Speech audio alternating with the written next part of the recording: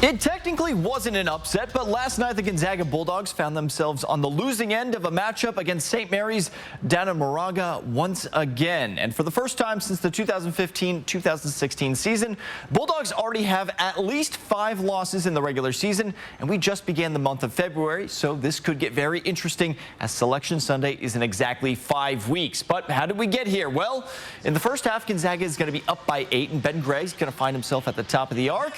Hits from 3. And the Bulldogs go into the break with the lead. In the second, Gonzaga still in control, and Nolan-Hickman comes up with a steal, and the offense now moving quickly in transition. Drew-Timme is going to finish at the other end with a nice little shot at the rim.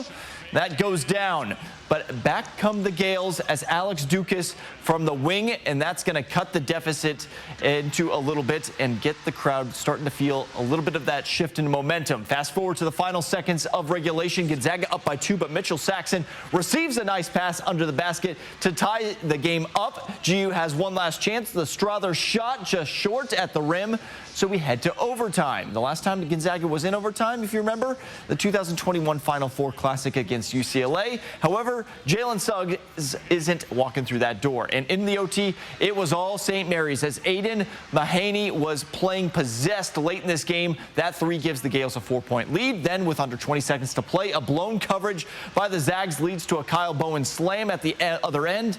And that's going to do it as St. Mary's pulls off the 78-70 win and extends their lead in the WCC by 2 games with 6 left to play in the regular season. And this tough stretch for the Bulldogs doesn't let up, as they're now going to return home on Thursday night for a matchup against San Francisco. They narrowly escaped the Dons just a month ago, so win is not guaranteed.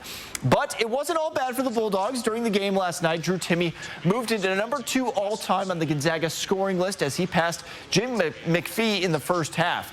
The senior forward is now just 165 points from that all-time record, which he should have a good chance at reaching by the end of the regular season. Now, to the bad news.